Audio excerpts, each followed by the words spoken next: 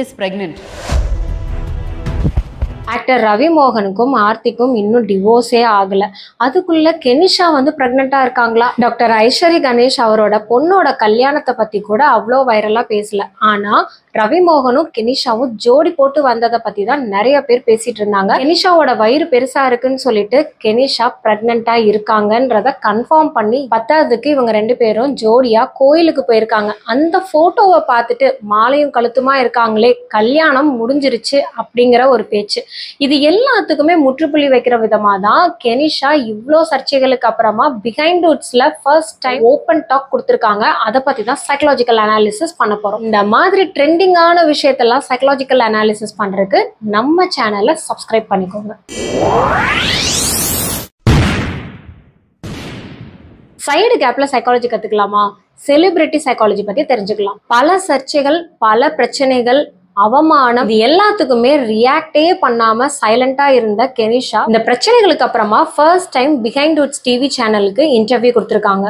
எல்லாருக்குமே தெரியும் கெனிஷா ஒரு பிளேபேக் சிங்கர், அதையும் தாண்டி அவங்க ஒரு ஹீலர், சைக்காலஜிஸ்ட். இது எல்லாத்துக்கும் பின்னாடி கெனிஷா சைல்ட்ஹுட் ட்ராமாவையும் இமோஷனல் இம்பேலன்சஸையும் பேலன்ஸ் பண்ணிட்டு அவங்கள ஃபர்ஸ்ட் ஸ்டடி பண்ணிட்டு தான் இந்த ஃபீல்டுக்குள்ள வந்திருக்காங்கன்னே சொல்லலாம். கெனிஷா இமோஷனலா பேசினதுல இருந்து அவங்க அம்மா தவறிட்டாங்க, அதுக்கப்புறமா அவங்களுக்கு ஏற்பட்ட அந்த இமோஷனல் இர்ரெகுலேஷன்ஸ், அவங்க அப்பாவுக்கு கொடுத்த ப்ராமிஸ், அதுக்கப்புறம் அவங்களையும் மிஸ் பண்ணிட்டு அவங்க ஃபேமிலியில இருக்கிற பிரச்சனைகள் எல்லாமே சால்வ் பண்ணி ஒரு பொண்ணா எப்படி அவங்க போல்டா ஒரு ப்ரொஃபஷனலிஸ்டா அவங்களோட கரியர்ல தக்க வச்சுக்கிறாங்க, ஃப்ளரிஷிங் ஆறாங்க அப்படிங்கிறது ஒரு பக்கம் இருந்தாலுமே இதையெல்லாம் பத்தி அவங்களை அப்ரிஷியேட் பண்ணாம பாராட்டாம அவங்க இந்த அளவுக்கு கரைச்சு கொட்டிட்டு இருக்கிறதுக்கு ஒரு முக்கிய காரணம் என்ன தெரியுங்களா?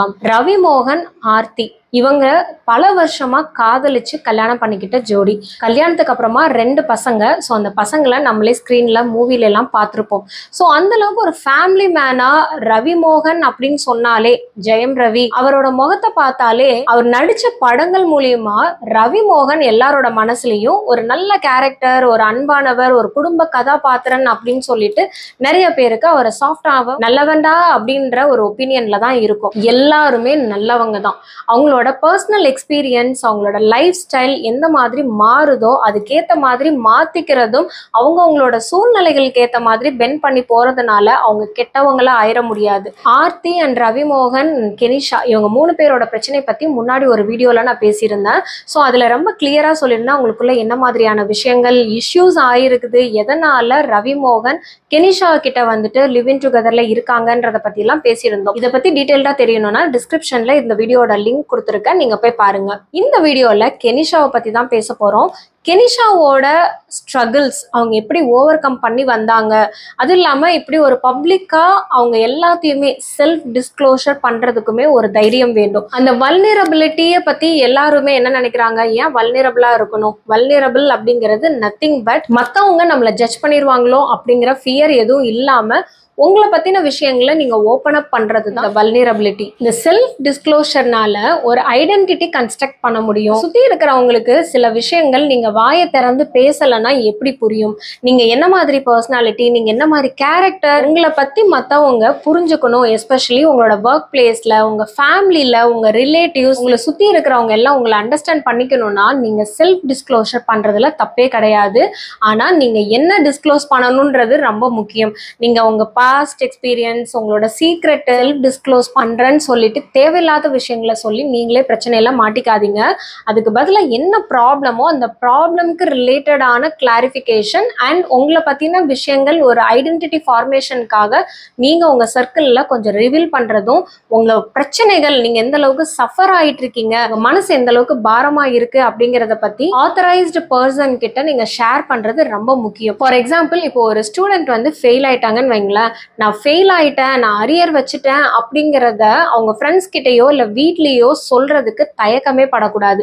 இதுல என்ன இருக்குது? ஆமா, ஜஸ்ட் ஃபெயில் ஆயிட்டேன், அடுத்த செமஸ்டர்ல கிளியர் பண்ண போறேன், அடுத்த எக்ஸாம்ல நான் பாஸ் பண்ணிடுவேன். இந்த ஒரு ஸ்போர்ட்டிவ்னஸ், இந்த ஒரு கமிட்மெண்ட் அந்த ஸ்டூடெண்ட்டுக்கு நிறைய ஃபெயிலியரை கொடுக்காம ஒரு செல்ஃப் கான்ஃபிடென்ஸையும் ரிசைலியன்ஸையும் தான் கொடுக்கும். நம்ம வீட்டில் அம்மா எப்பவுமே எல்லா வேலையுமே செஞ்சு கொடுப்பாங்க. அந்த அம்மான்ற ஒரு உறவை ரீப்ளேஸ் பண்றதுக்கு யாராலையும் முடியாது. ஏன்னா அவ்வளோ இவ்வளோ வேலைகளை இழுத்து போட்டு நம்மளுக்கு என்னென்ன தேவைகளோ தேவையில்லாத விஷயங்களை கூட அவங்க யோசிச்சு வச்சு நம்ம கேட்கறதுக்கு முன்னாடி எல்லாமே ப்ரிப்பேர்டா வச்சிருப்பாங்க. ஆனா அந்த அம்மா என்னைக்காவது வந்து என்னால முடியல, எனக்கு ஹெல்ப் தேவைப்படுது, இந்த இது எனக்கு உதவி பண்ணுங்கன்னு சொல்லியிருப்பாங்களா? ஆனா இங்கதான் அந்த வல்னரபிலிட்டியை அவங்க லூஸ் பண்றாங்க. வல்னரபிளா ஓப்பன் அப் ஆகி மத்தவங்க என்ன நினைச்சா பரவாயில்ல, எனக்கு இந்த மாதிரி கால் வலிக்குது, என்னால முடியல, சமையல் பண்ண முடியல, வெளியில போய் ஹோட்டல்ல சாப்பிட்டுக்கலாமா, இந்த மாதிரி அவங்க என்ன நினைப்பாங்களோன்னு ப்ரீ ஜட்ஜ் பண்ணாம அவங்களுக்கு ஏற்படுற கஷ்டங்களை ஓப்பனா சொல்றதுனால அவங்களோட ஹெல்த்தை ப்ரொடெக்ட் பண்ண முடியும். கப்பிள் கவுன்சிலிங் பண்ணும்போது நிறைய ஆண்கள் பண்ற தவறு என்ன தெரியுங்களா? அவங்களோட வேலை சம்பந்தப்பட்ட பிரச்சனைகளை வீட்டுல எஸ்பெஷலி மனைவி கிட்ட ஷேர் பண்ண தயங்குறது. இப்போ வேலை போயிருமோ அப்படின்ற ஒரு பயம் அவங்களுக்குள்ளேயே வச்சிட்டு இருப்பாங்க. இந்த வேலைனால தானே எனக்கு கல்யாணம் ஆச்சு, இந்த போஸ்டிங்னால தானே என்னோட மனைவி என்னை மதிக்கிறாங்க. ஸோ இப்படி எல்லாமே அவங்களே வந்து ஒரு ப்ரிடிக்ட் பண்ணிக்கிட்டு அந்த வேலை போக போகுது, இல்லை பேக் ஃபயர் ஆகுது, ஆஃபீஸில் ஏதோ ஒரு பிரச்சனை அப்படின்னா மனைவி கிட்ட ஷேர் பண்ணாமல் இருப்பாங்க. அதுவே அவங்களுக்கு ரொம்ப ஏதோ ஒரு கில்ட் கான்ஷியஸ், அவங்க குற்ற உணர்வை சுமந்துக்கிட்டே நடக்கிற மாதிரி தான் இருக்கும். ஸோ பெட்டர் அதை வந்து எப்படி, எங்கே, யாருக்கிட்ட, சம்மந்தப்பட்டவங்க கிட்ட நீங்கள் டெலிவர் பண்ணணுன்றது முக்கியம். ஒரு ஓப்பன் ஸ்பேஸ், மாலு, இல்லை பார்க்கில் இந்த மாதிரி கூட்டிகிட்டு போய் அவங்க கூட கொஞ்சம் பேசி மனம் விட்டு நீங்கள் வந்துட்டு சம்மந்தப்பட்டவங்க கிட்ட வெண்ட் அவுட் ஆகுறீங்க. கெத்தார்சிஸ் அப்படிங்கிறது ஒரு சூப்பரான ப்ராசஸ். நம்ம மனசுல இருக்கிற பிரச்சனைகளை கொட்டி தீக்கிறதுனால இன்ஸ்டன்ட் ரிலீஃப் கிடைக்கும். அண்ட் அதுல இருந்து எப்படி மீண்டு வரணும்ன்றது சொல்யூஷனும் கிடைக்கும். கெனிஷாவோட கான்வர்சேஷன்ல நான் அப்சர்வ் பண்ணது என்ன தெரியுங்களா? Emotional regulation. அதாவது நம்மளோட மூட் ஸ்விங்ஸ் எப்போ ஏற்படும், ஒரு ஃபீலிங்கை நீங்க ரொம்ப டம்ப் பண்றீங்க, அது சேடா இருக்கட்டும், இல்லை ஹாப்பினஸை கூட உங்களுக்கு வெளிப்படுத்த தெரியாம, இன்னும் ஒரு சில பேர் என்ன சொல்லுவாங்கன்னா கண்ணு வச்சிருவாங்க. நம்ம வந்து சந்தோஷமா இருக்கிறதா இருக்கட்டும், மேலும் மேலும் செல்வம் கூடுறது, ஏதாவது புது கார் வாங்குறாங்க, பைக் வாங்குறாங்க, இதெல்லாம் பக்கத்து வீட்டுக்காரவங்க கண்ணு வச்சிருவாங்கன்னு சொல்லி அந்த சந்தோஷத்தை கூட டம்ப் பண்ணி வைப்பாங்க. அப்படி சில ஆட்களும் கூட இருக்காங்க. ஃபீலிங்ஸ் எதுவா இருந்தாலும், கோபம், அழுகை, துக்கம், சந்தோஷம், எதுவா இருந்தாலுமே அதை அப்பப்பவே நீங்க வெண்ட் அவுட் பண்ணிடுறது. Feel the feelings. உங்களோட உணர்ச்சிகளுக்கு அதுக்கு மதிப்பு கொடுத்து நீங்க அதை வந்து ரெகுலேட் பண்ணிட்டீங்க அப்படின்னா ப்ராப்ளம் இல்லை. அதை டம்ப் பண்ணும் போதுதான் அது சப்ரஸ் ஆகி என்னைக்காவது ஒரு நாள் சம்பந்தமே இல்லாத இடத்துல ஒரு பெரிய வெடிகுண்டு மாதிரி வெடிக்கும். மாதிரி பர்ஸ்ட் அவுட் ஆகும்போது உங்களால கண்ட்ரோல் பண்ணவே முடியாது. இதுலேருந்து வர பிரச்சனைகளும் நீங்க இழக்கக்கூடியதும் அதிகமாக தான் இருக்கும். காமனரோட லைஃப்ல சோஷியல் பர்செப்ஷன் அப்படிங்கிற ஒரு விஷயம் இருக்குதுங்க. அதாவது மற்றவங்க நம்மளை பத்தி என்ன நினைப்பாங்க, மற்றவங்க நம்மளை பத்தி எப்படி நினைச்சாலும் என்ன இருக்கு, இது உங்களோட லைஃப். இப்போ ரவிமோகன் அவங்க ஆர்த்தியை விட்டு பிரியறத பல தடவை யோசிச்சிருப்பார் இல்லையா? ஸோ மற்றவங்க என்ன நினைப்பாங்க, அவங்க என்ன நினைப்பாங்க, சொசைட்டி என்ன நினைக்கும், ஃபேன்ஸ் என்ன நினைப்பாங்க, ஏன்னா அவர் ஒரு பெரிய செலிபிரிட்டி.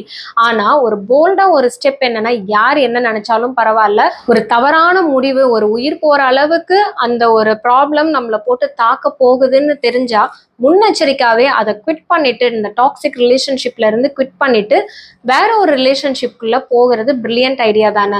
வாழ்றது ஒரு முறை தான். ஸோ அதை எப்படி வேணாலும் வாழ்ந்துக்கலாம்னு சில பேர் வந்து அதை ஓவர் ரூல் எடுத்து அதை மிஸ்யூஸ் பண்ணுவாங்க. ஆனா இன்னும் ஒரு சில பேர் வந்துட்டு வாழ்க்கை ஒரு முறை தான், நம்ம கஷ்டப்பட்டே வாழ்ந்துக்கலாம், இப்படித்தான் இருக்கணும்னு ஒரு சின்ன வட்டத்தை போட்டுட்டு அந்த வட்டத்துக்குள்ளேயே ரூல்ஸ் அண்ட் ரெகுலேஷன்ஸையும் ஃபிக்ஸ் பண்ணிட்டு சூப்பர்ஸ்டிஷியஸாவே யோசிச்சுக்கிட்டு இன்னும் அதுல இருந்து வெளியில வராம கஷ்டப்பட்டே வாழ்க்கையை கழிக்கிறவங்களும் இருக்காங்க.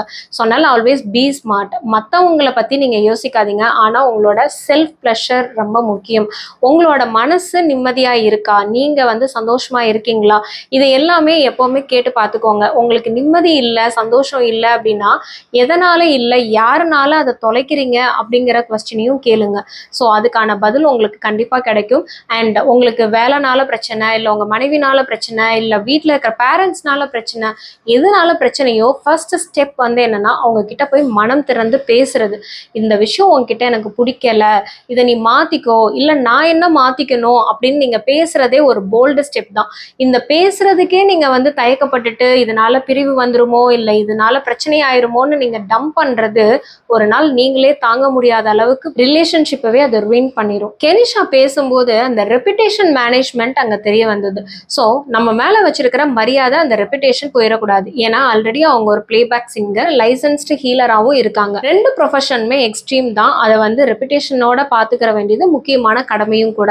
ஸோ அப்போ அந்த ரெப்புடேஷனும் மிஸ் ஆகாம அவங்களுக்குள்ள இருக்கிற அந்த வல்னரபிலிட்டியும் வெளியில வரணும். அதுவும் இல்லாம இந்த பேரா சோஷியல் இஃபெக்ட், ஃபேன்ஸ், அவங்களுக்குன்னு ஒரு ஃபேன்ஸ் இருப்பாங்க. அந்த ஃபேன்ஸ் எல்லாமே இந்த ரவிமோகன் கெனிஷா மேட்டர்னால நிறைய டேர்ன் ஆயிருக்கும். ஓகே, எல்லாருமே வந்து வெல்கம் பண்ண மாட்டாங்கல்ல. சில பேர் அதை ப்ராட் மைண்டடா எடுத்துப்பாங்க. சில பேருக்கு வந்துட்டு என்னன்னா, எப்படி கெனிஷா வந்து இன்னொருத்தரோட லைஃபை ஸ்பாயில் பண்ணலாம் அப்படின்ற மாதிரியும் கேட்பாங்க.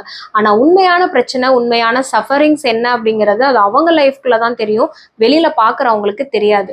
கெனிஷா, ரவிமோகன், ஆர்த்தி இதெல்லாம் அவங்க பிரச்சனை. இதை பத்தி தெரிஞ்சு நாங்க என்ன பண்ண போறோம்னு நீங்க நினைக்கிறீங்க இல்லையா? எப்பவுமே ஒருத்தரோட லைஃப் இன்னொருத்தருக்கு அது ரோல் மாடலா தான் இருக்கும்.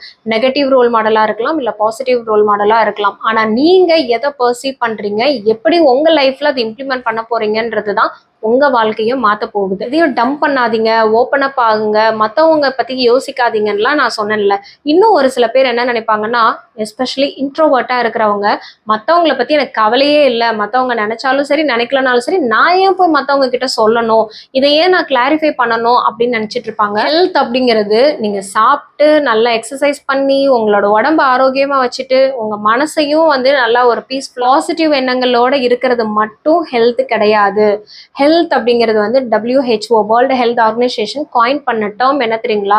பிசிக்கலி, மென்டலி, சோஷியலி, 3 டைமென்ஷன்ஸ்மே மேஜர் டைமென்ஷன்ஸ். இதுல அடிஷ்னலா என்னன்னா ஸ்பிரிச்சுவலி, எக்கனாமிக்கலி, சுண்டலி, பெருச்சாலின்னு ஆட் பண்ணிக்கலாம். ஆனா முக்கியமான ஃபேக்டர்ஸ் என்னன்னா பிசிக்கலி, மென்டலி, சோஷியலி.